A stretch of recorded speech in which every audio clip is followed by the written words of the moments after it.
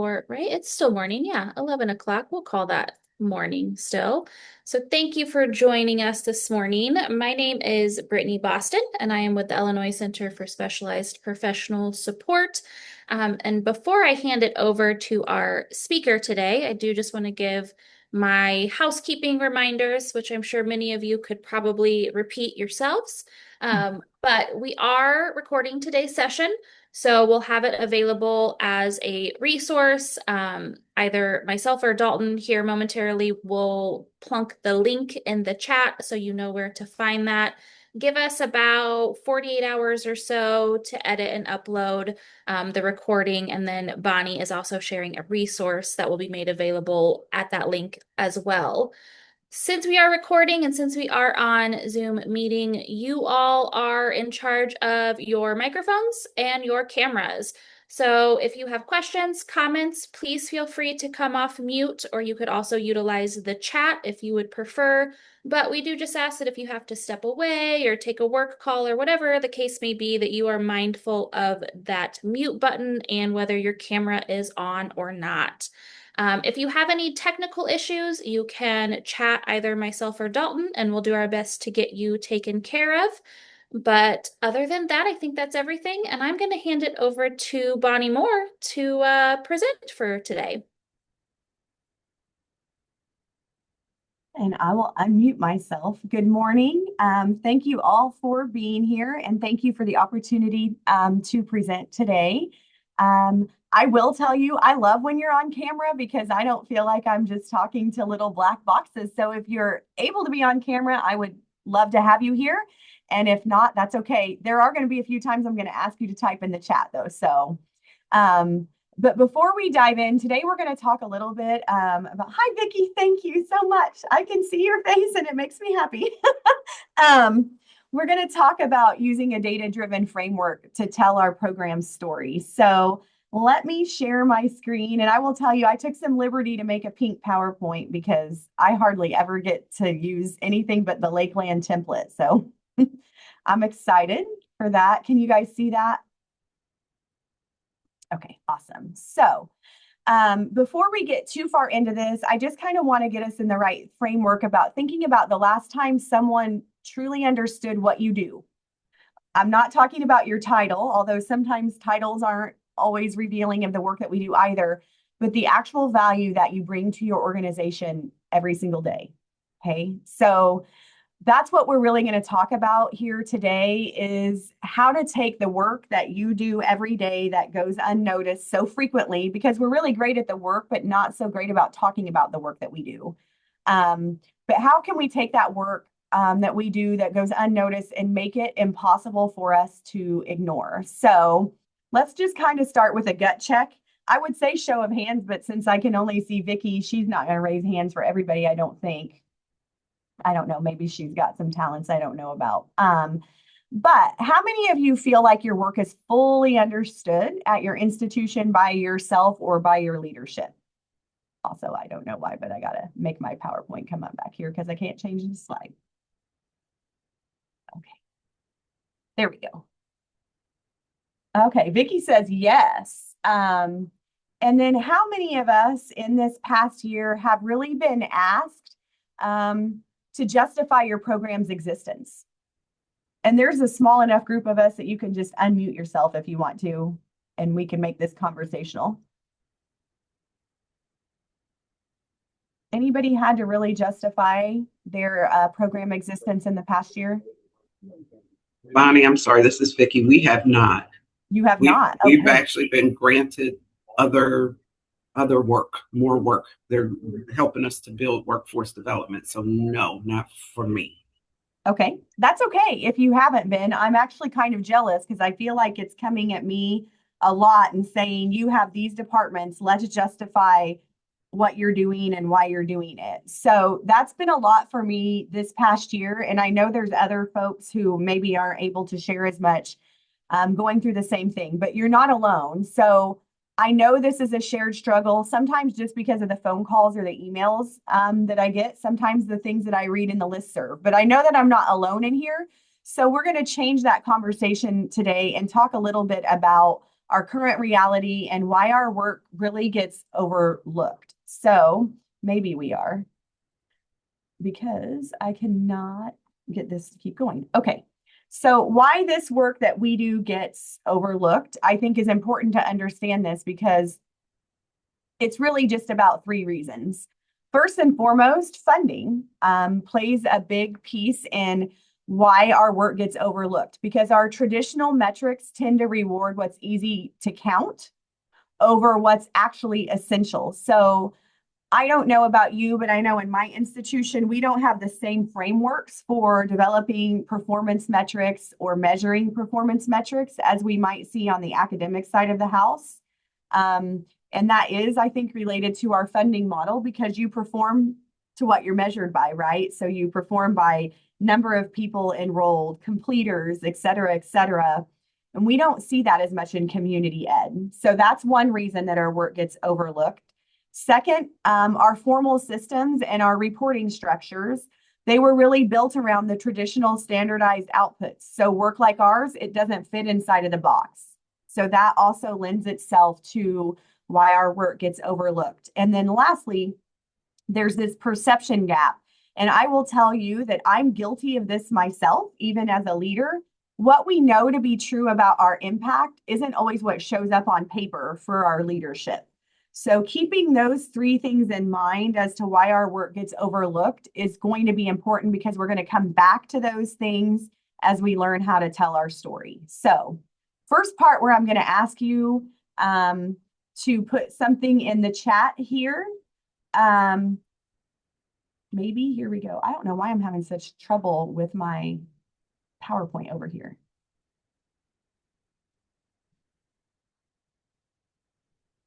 But I'm just going to click on this slide. Okay, so let's be honest about our challenge. Clean outcome data. Actually, no, I'm back one. What's the biggest misconception that someone at your organization has about your work? And I'll get this slide to work in just a second. I don't know what's going on. I'm going to stop my share for just a second. Drop that in the chat for me. What's your biggest misconception about your work in your organization? Okay. Now I think I got it.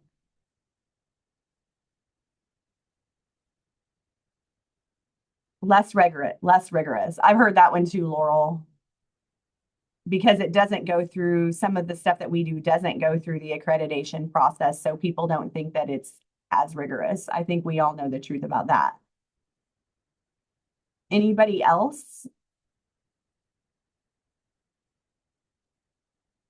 That it is similar to traditional academic schedules and standards. We definitely know that is not true. All right.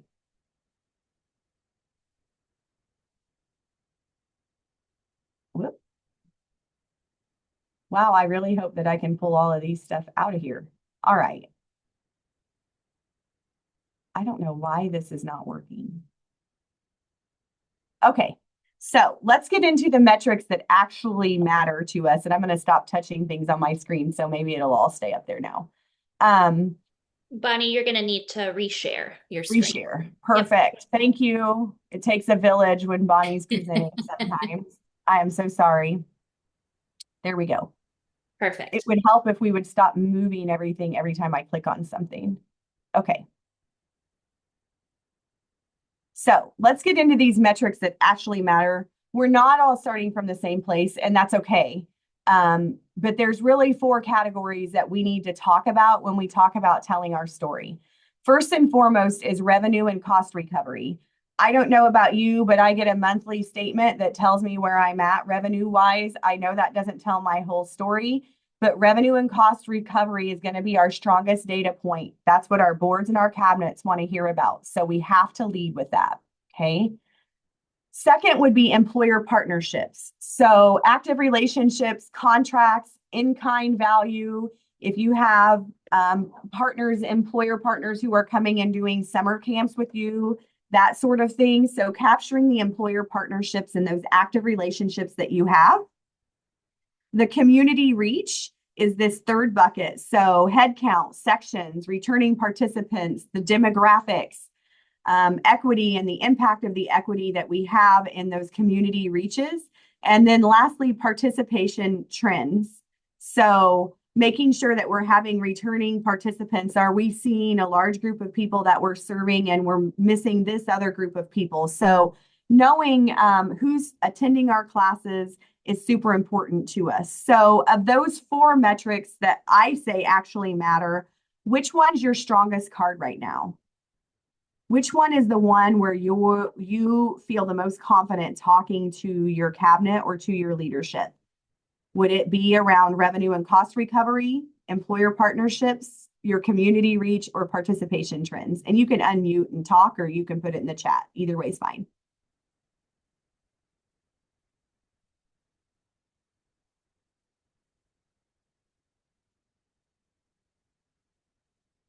I will say from my viewpoint, our community reach is probably the easiest story for me to tell, just because we have so many programs going on. And looking here, Vicki says revenue and cost recovery, Billy, revenue and cost recovery, and then Laurel says program by program. All super fair. So we're definitely not in the same place with what we're starting from. So now we know what metrics actually matter. So let's talk a little bit about, it's doing it again. Oh my gosh. It really does not want me to share my screen, I guess, on this presentation. And that's okay, I guess. So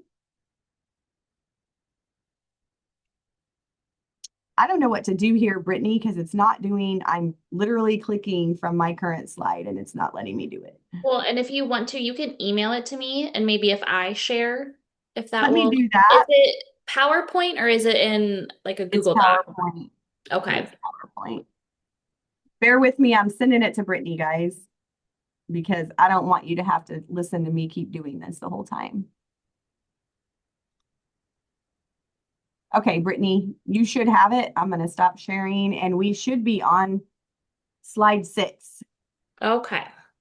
I apologize, you guys, for the technical confusion on this. So, okay, I'm just going to go ahead and pick up where we were at. So, we talked about the metrics. So, clean outcome data is definitely going to be the hardest challenge, at least for me. I can't get the clean outcome data for my work, particularly on the non-credit side of the house. And I think that has more to do with the systems that we don't have set up in our building. Because right now I'm doing some of my work in DataTel or Colleague.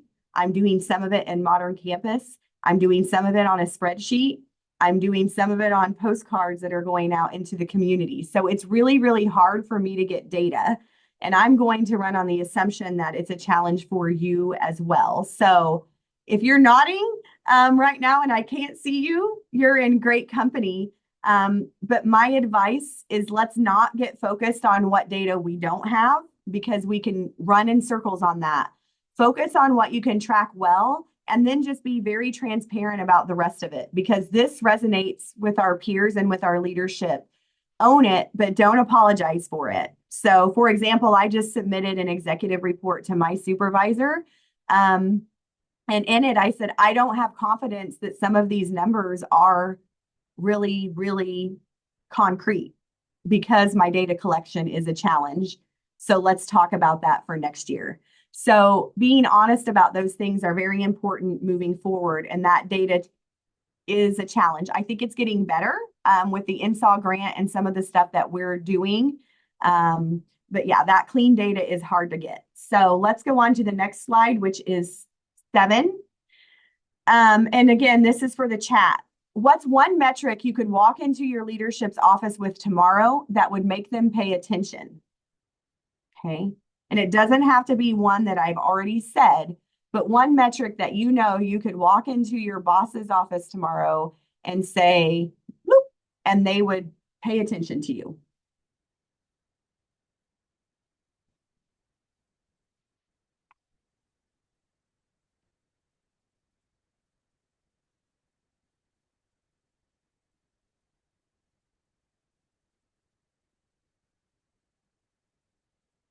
Just so you know, it's harder to wait when you're on Zoom.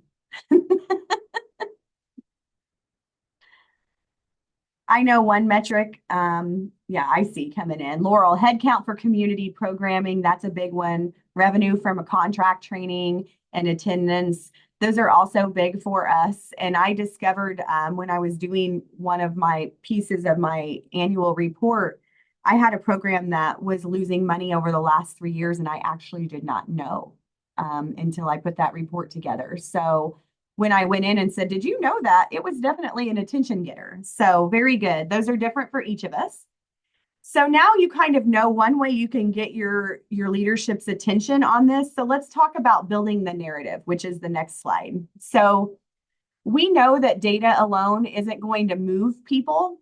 I've never looked at something that said 69% of my students completed this on their first try and got the warm fuzzies. It just has never happened for me. The stories do. So this framework, and then we'll send out a resource document so you can work through some of these stories later, is really a 3-step story. You're taking that data, so the number that you have, whether that's cost recovery, whether that's headcount, et cetera, but that's our number. And then we're going to take our story. So that story is the human behind it. So that could be an employer who couldn't find a trained worker. That could be we just had a student last week who's at a 4-year that needed food service sanitation certification and couldn't get it at his 4-year. We were able to do that for him. And then the impact is he's able to move forward with his degree program because he was in a holding pattern until he received that. So you take the data and the story and the so what. I always hear the so what from Pink, that so what, so I'm a rock star part. And I think that sticks in my head a little bit because so what? I can give you data and I can give you a story, but what about it? So does it tell you if jobs were retained, if there was revenue generated, if you gain trust in the community, those types of things. So every strong pitch that you make is going to hit all 3 of these pieces. So your data, the human story behind it, and then so what? So what was the impact? So let's talk about what that narrative really looks like. So here's an example that I built. If you want to go to the next slide, Brittany, is a Stevens Industries partnership.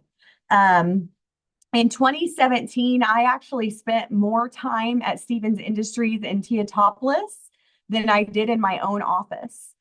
Because I engaged in a train the trainer contract with them that was originally for 20 people in their organization. And we ended up doing that training for over 500 people that summer. And then I went back and followed up on all 3 shifts with some individualized coaching. It was a lot of time. I'm fairly certain at this point that I know how to make cabinets from lamination to shipping them out. But it was a great start for us because that led to where we're at today, which is apprenticeship programs that they have, professional development training, and deepening our institutional relationship with them. So they're hiring interns, they're hiring students, they're engaged in the apprenticeship space. We're doing customized and corporate contract training with them. We're starting to get into some more community-based programs with them. They actually have a daycare at their manufacturing plant, and they're sharing that information with us and other partnerships to help grow those throughout our region. So the impact of that is that we now have an 8, almost 9-year partnership that started really small and grew into a true pipeline for our workforce. So it takes time, and that's okay. And I think that's an important part of your story, is saying to your leadership, this is all of the things that are going on now. But in 2017, we started with a contract with 25 people. And now we're touching all of these different places with our institution and in our communities, because you're sharing the data, the people story behind it, and then the impact that's on it. So the story, the data, and what's in action. So that's an example for you. And I'd like for you now to take just a few minutes, and you can go to the next slide, Brittany. Think of one employer or a community partner that your program has served, and it could be community ed, it could be corporate, it could be apprenticeship, whatever space you're in. And how would you tell that story using the data plus the story plus the so what framework? I really am going to ask you to do this. I'm going to give you about 3 minutes to kind of think through something like this, and then I'm going to ask a couple of you to share examples. So I know it's me on the Zoom call. I'm not going to make you come on camera to share your example, but I will start the timer now, and kind of put something together in your own head that you'd be willing to share with the group. So I will mute myself and pop back on here in just about 2 minutes.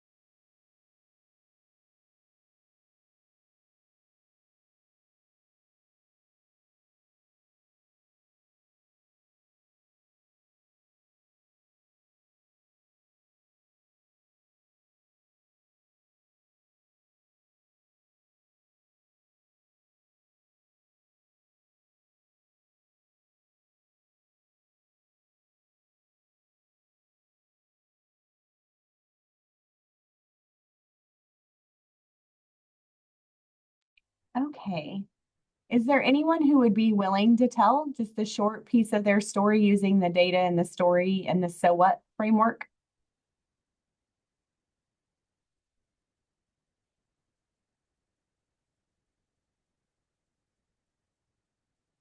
Vicky gets the prize for being on camera. So I someone do would be, have I do have one that I wouldn't mind sharing. yes, please share. Um, so I'll say we have with our non-credit courses that we're offering, uh, 2 years now. 2 years, this is our third year. So 2 years, I guess 2 years when we first started, we were at one of our Red Bud campuses, the Red Bud Swick campus, at an event, and I'm passing out flyers, doing the outreach piece. And one of the employers that reached out was Red Bud Hospital. So we hadn't been in the employer side where we were just mainly doing anybody, the community members, like you said, those who kept coming for classes, things like that. So we finally got our first, our second employer, because year before we had a whole different organization. So Redbud was the next employer. And so I was like, yes, this is much nicer. I love to have that dedicated group. This is their management team. Turned out to be that they were looking for soft skills 101 for their management team. And that has grown. So they are still one of my employer partners now again this year. And each month we do a workshop, whether it's customer service, leadership, forfeit to dynamic leadership, soft skills 101, financial literacy for that management team. And they go through the calendar and we pick a topic every month. And it has really grown. And they also wrote a success story for us last year. And I'm looking to get that again from their leadership team this year to really tell us what they enjoyed and what they would like to see moving forward. So I think for me, um, I guess my so what I have learned is that sometimes it just takes more time to get to those employers versus out in the community. But once they're hooked, they are very interested in getting this information into the hands of their team to get to the line staff. So I've really enjoyed working with them. That was excellent. Thank you so much for sharing. Have you been able to take some of the stuff that you developed as part of your conversations and use it for other employers as well, Vicki? I have. I feel like I've almost hit jackpot. It's been really, really good. It's just so different than what I was used to when I'm here at the campus or at our other campuses and trying to pull people in the community or having those community organizations send me folks. Well, my St. Clair County contact from the Intergovernmental Grants Department. She's been really a big proponent of them. Sat in one of the classes, super excited. Kuna Foods here in Dupo, Illinois, jumped on board. And not only for their Dupo location, they are excited for their Peoria location. So I had to reach out to who covers the Peoria area to say, hey, this employer has reached out and would like this particular course. If you all offer it, I'll send them over to you. If not, do you mind if we do it? And they don't. So we're able to, we got that permission to be able to handle down here and their Peoria because they wanted both of those HR, they want to handle both of their sites as one. They really want it to be consistent. So Dupo's Kuna Foods is on board, as well as one of our local organizations in East St. Louis called Urban Strategies. They work with those that live in the low-income housing and try to bring them different things. It's called their Jobs Plus program. So they were so excited. They're actually joining. Their team is coming to the campus for 2 classes at the end of August. And then we're going to set up a monthly schedule with them to go to their location. And my contract trainers will go there and train at their site. So I guess it just takes time, right? I couldn't even foresee how many employers from where we started to where we are now. We just seem to continue to grow. And I like the evolution of this. I really do. I enjoy having my classes here. I enjoy working with the people here. But again, you get your repeaters. And not that repeating something is bad, but I want to feel like I'm really getting it out to a mass amount of folks, if that makes sense. That makes total sense. We always joke around in the apprenticeship space that it just takes one. Yeah. Just get one. Just get one hooked. Uh-huh. And Yes. I think you just told that story. Just get one, right? It does. And being in the weeds in the beginning is hard. I was like, ooh, I was like, thank you, ICCP, for the funding, but good Lord, this is hard. In the beginning, you're like, wow, how am I going to do this? But now that, we're chopping those weeds down, and we're starting to see blooms. And I'm really appreciative of the partnerships. I'm appreciative of those who were at the beginning when we didn't have, right? Those that were the constants in the class. So I'm very appreciative, but I'm excited for what's to come. That's so important to feel excited about our work. So thank you so much for sharing that. Yes, ma'am. And we all know it's so much easier for us to share our stories when we can talk this way and have conversation going back and forth. But we also know that that's not really necessarily how we get to tell our story to our leadership group. So if you'll go to the next slide, Brittany, we got to talk a little bit about reports that actually get read. And this may be different in your institution, but we do a lot of stuff in writing, whether that's PowerPoint presentations, whether that's Word documents, any of those types of things. But how do we make sure that, so say we're telling our story, we're using our data, we're using the human element, and we're talking about the impact, but how do we make sure that the report that we're writing actually gets read? So this will be some of that document that I'm going to get sent out to you as the resource, but part of this is simply knowing your audience. Because if I'm going to present something very different to my board of trustees than I would to ICCB, than I would necessarily to my administration. So, for example, my board wants to know about the money. What's the return on the investment that they're getting, that they're providing to this college? My funders want equity, and my administration wants strategic alignment. So knowing who your audience is and what it is that they're actually looking from for you will ensure that your report gets read. Also, secondly, you want to make sure that you're leading with the headlines. So 1 page, 1 story, no data dumps. And that's where it gets hard in selecting what information it is that we need to take out and make the headline. But we have to be very, very intentional about what we want our message to be and not just dumping a bunch of information out there. Okay. Also, visuals beat tables. So we don't want to be submitting big spreadsheets to people showing we want to show very clean summaries. And it's okay to take a table out of a spreadsheet if you would like to, but if you can take that and make it into a chart or something with smart art, it's going to be much more pleasing to the eye. One pro tip that I have for you though, if your report is more than one page, I sent one yesterday that was 17. But if your report is more than one page, it's probably not getting read by leadership unless they've specifically asked you for a longer report.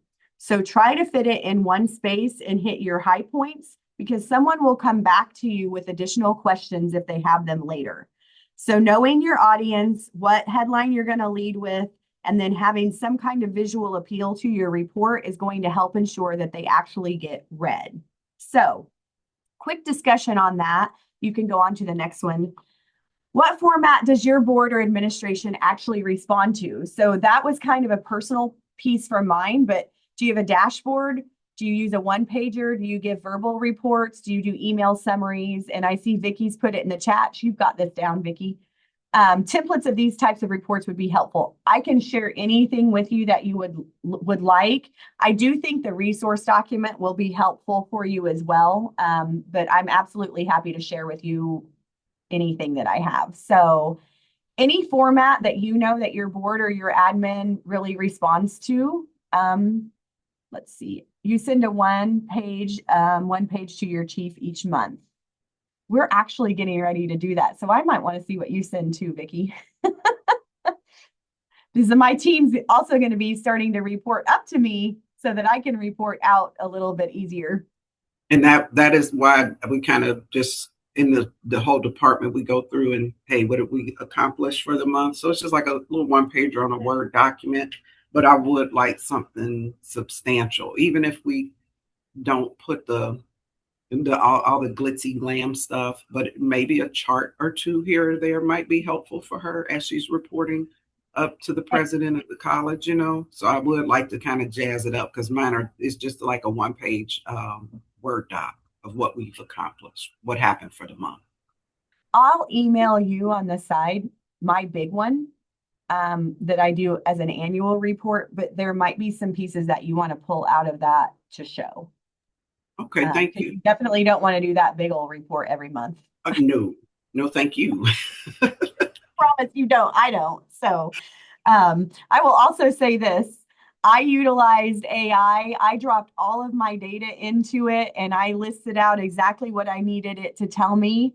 And then it put it in the format for me and I proofread it, made my edits, and it took me about 4 hours. The guy next to me doing a different report, he spent about 20 hours doing his. So wow. I'm just saying, use the tools that are at your disposal. Understood. So now we know what we need to tell. We know what kind of headline that we need to be using or getting it in front of our leadership. How do you position yourself as the solution? So moving into this next slide is mapping your work to your organizational strategic priorities very, very clearly. So these are a few things that I know that we're facing at our institution. And just from my reading, I know everybody's facing these problems. So how can you fix the enrollment cliff? Position yourself because community programs bring new audiences. How about budget pressures? And you guys, these are just starting. We're, feast or famine, we're kind of swinging back to famine now, but cost recovery plus revenue diversification. What are you doing that's different than you've ever done before? Stop putting all your eggs in one basket, those types of things. If the problem is your workforce pipeline, then tout your employer relationships and those different pathways that you have to upskill their incumbent workers or their new hires. Or community impact. We know that we have a challenge within our communities. Get engaged at regional economic development groups. There could be chambers of commerce. They could be different equity groups that are doing all of that. They could be community-based organizations. But if you can embed yourself in your community and you can share the impact of the work that you're doing, where you're embedded, as well as how being a part of that organization or that piece of the community impacts the work that you do, You're positioning yourself as the solution and you're becoming indispensable. So make sure that you're using their language, because we all hear enrollment cliff, budget pressure, workforce pipeline, community impact. Those are things that I hear every single day. But use their language, but position yourself to be the solution. Because what we're really looking at now is a bigger landscape. Onto the next slide. So we're all really working and navigating inside of the same environment, being the community college system itself, but we do very different work. So we do have sector-wide priorities, though, that they're really focusing on the same outcomes and equity, whether we're operating in a metropolitan area or a rural area, or we're suburban. Okay, we're all navigating in the same thing. What are those priorities kind of sector-wide that are focused on outcomes and equity? What are your regional economic development trends or needs? So these are things, if you have a WIOA that you have a good partnership with, or other community-based organizations, they can help you define what those needs are. And then continuing to have ongoing conversations about the value of the program that you have and reporting what you're doing. Because I promise you guys already, the work that you're doing is solving problems that are bigger than just what you're doing in your department. And sometimes it's hard for us to see that because we're siloed inside of our own work. So try to open your eyes to how what you're doing impacts the world around you, because it is a much bigger landscape than what we think about sitting in our offices. So for our final activity, I would like for us all to take, and you could go to the next slide, one strategic priority that your organization is focused on right now. One strategic priority my organization is focused on right now is recruiting of adult students. And then I would go and map how my data speaks directly to that. And I can talk about the community education programs that we have that are for adults. I can talk about registered apprenticeship programs. I can talk about contract training and upskilling the workforce. And I can very easily tie a personal story to each one of those pieces of the puzzle. But knowing what your college's strategic plan is and how you fit into it directly is a critical piece of this. Any ideas you can drop in the chat, or you can just kind of unmute yourself and speak up here. But one strategic priority your organization's focused on right now.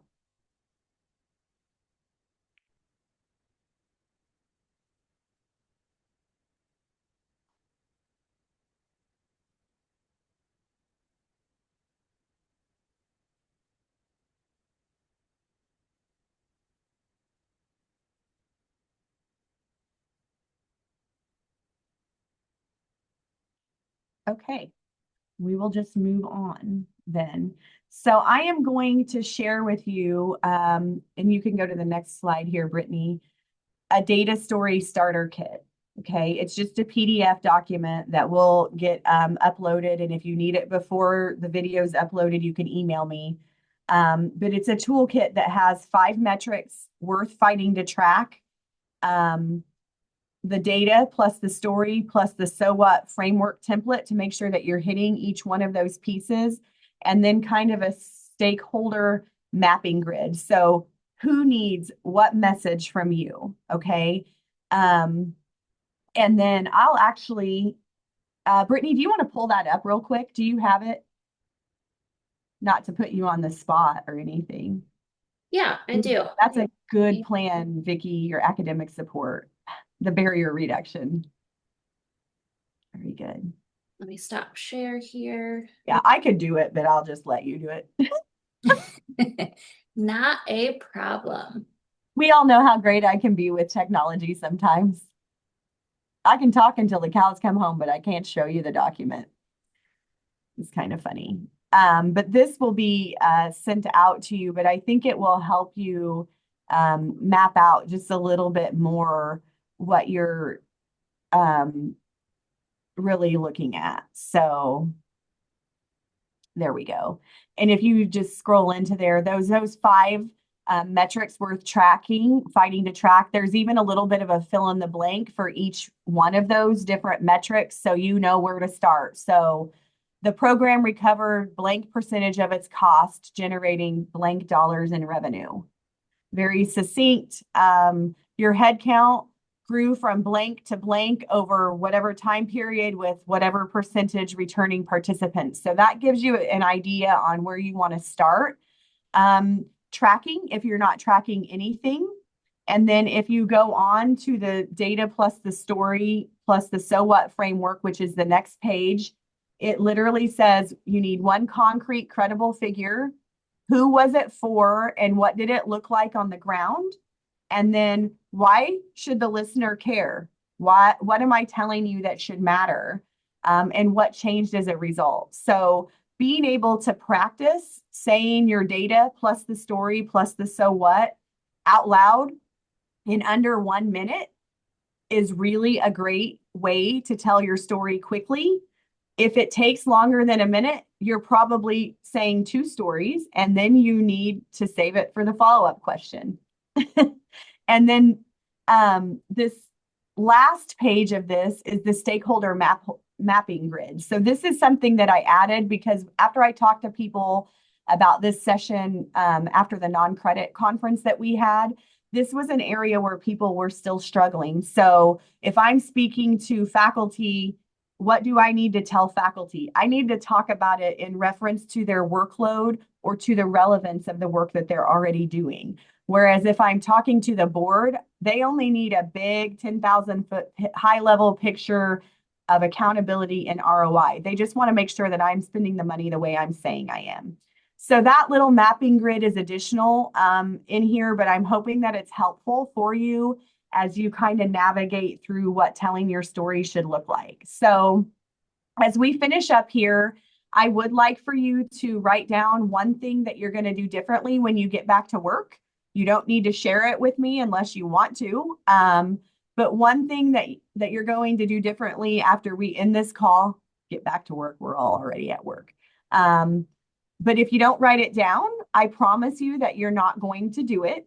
So make sure that you write down one thing that you're going to change. And then I want to just share with you my contact information. If you have any questions, if you want to follow up with a phone call or email, all that information is there. So with that, are there any questions before I finish up with the presentation piece of the day or anything that you would like to talk through? I know we lost a few people along the way, but that's okay. And I know I had some challenges with technology, but that's okay too. So I would just like to say thank you. This is going to be very helpful for me as like I said, as we evolve this thing, and I'm just looking for more ways too, because eventually, even though we do our reporting, our quarterly reports, there may be information down the line that may change that this type of thing could be helpful. I'd like to be able to have that data to, give up the chain. So if that has to come from the college in another way to ICCB or to anybody else who's granting funds, this would just really help. So thank you. of And, course. and technically something happened because the screen went blank and I had to log out and log back in. So something may have happened. I don't know. But thank you. I just want to say thank you for being on camera and being such an active participant. These are so hard to do. And I'm They just are. looking at a black screen because I'm like, are people even in the room? you know, it's always Yes. fun post to do these, but I do very much appreciate you being on screen, Vicki, and communicating with me live. Oh, So you're welcome. Thank you. yeah, but if there's anything that I can do or any specific questions that you might have and say, I need to tell this story, but I'm having a hard time paring it down, give me a call or shoot me an email. I'm Okay. happy to help you guys through anything that might arise. Much appreciated. And with that, I don't think I have anything else to add. Brittany or Dalton, do we just Yeah, I and was trying to save the document and get it to upload into Zoom, but Zoom is being difficult it for wasn't just me, right? now. It wasn't just you. I don't understand. I'm telling you, they make updates and they don't ask what my thoughts are on the updates, and then I get mad at them. But we will be sure to share post that document as a resource on the link that Dalton put in the chat. So I was hoping to get it to you quicker than in a day or two, but unfortunately, again, technology, it's great until it's not. Yep. And Vicki, I have an email pulled up to send over to you. So I'll shoot over that annual report and I'll stick this document on it since I'm going to email you anyway. Thank So you so much, Bonnie. I thank you. appreciate it. And yeah, thank you all for attending. Miss Oh, Brittany. Yes. See, it happened again. It knocked me out and it said trying Oh, to reconnect. I am so sorry. You said Dalton had put something in the chat, but I don't see anything because when I got kicked out, went out and back is blank. Is it something that will come by email as well? here. Oh, Oh, I yep. see it. I see it. Yep. Thank you, So Dalton. that's the link to the recording and resources, and then recording for other previous learning communities are all right there as well. Yep. Thank you both. Thank you. I Yeah, appreciate it. absolutely. thank you guys so much.